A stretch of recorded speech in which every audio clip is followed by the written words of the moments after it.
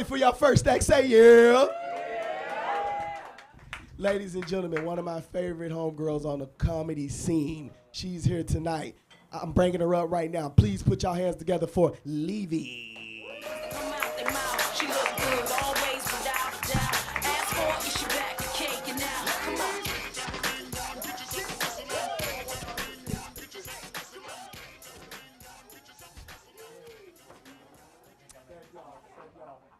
I've had a very interesting 24 hours where I pissed off a lot of people. Yeah. And here's the thing, I wrote, I have a act which I call the Millennial Bard, so I do something called as Bard Advice. My Bard Advice of the day is, when the right people don't like you, it's a badge of honor!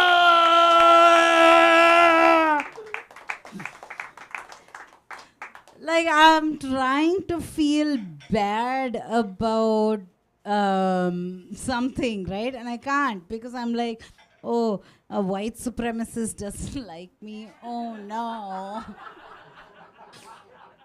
I'm so disappointed, you know. So this person who I consider a good friend of mine earlier today said that she thinks it's completely narcissistic that I'm working on a book. I'm like, fuck. My discernment is real shit. Like, I'm still making friends with narcissists. That's narcissistic projection 101, guys. Like, if you're working on something in your life, right, that is important to you, that you're passionate about, that you're like, you know what? I'm twice divorced. I have no children. I have a failed career. I have nothing left in my life. What else am I going to do other than work on a book? Is that narcissistic? As I said, my discernment is fucked. And so I was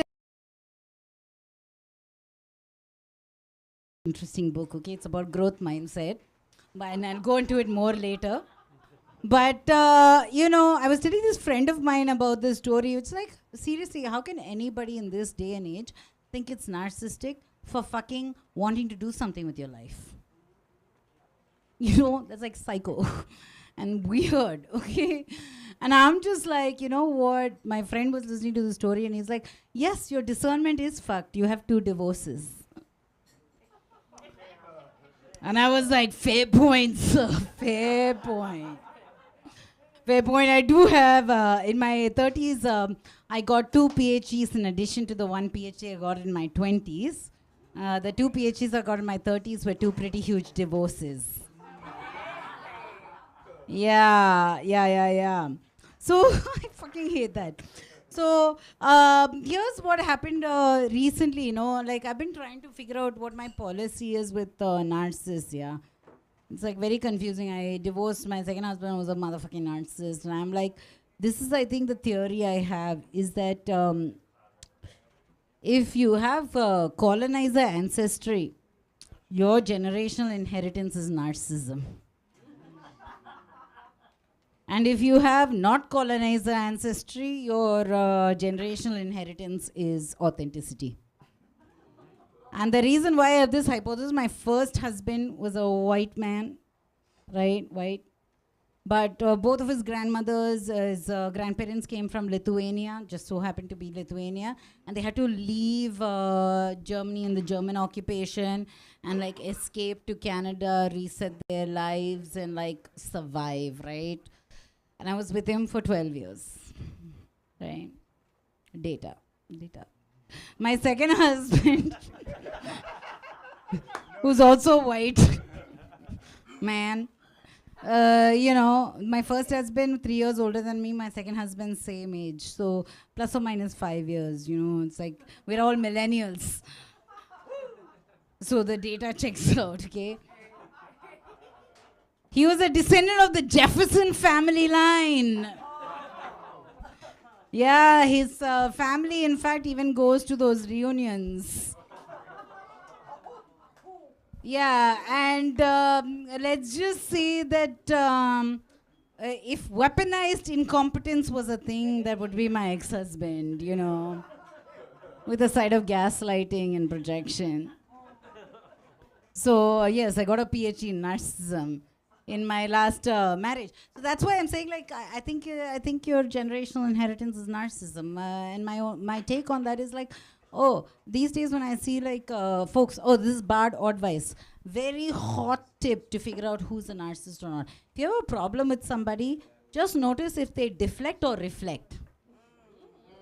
A narcissist is always going to default to deflecting. Bad advice. So I got 86 from this place because I pointed out white Karen culture appropriating. Yeah. And I was called out for bullying. And I'm like, you know what? If a white person calls out homophobia, sexism, racism, or culture appropriating, what would we call that? We would call that allying. Isn't it interesting how it's bullying? If a person of color calls out the same thing, thank you. Yeah. No, I wasn't saying thank you to that.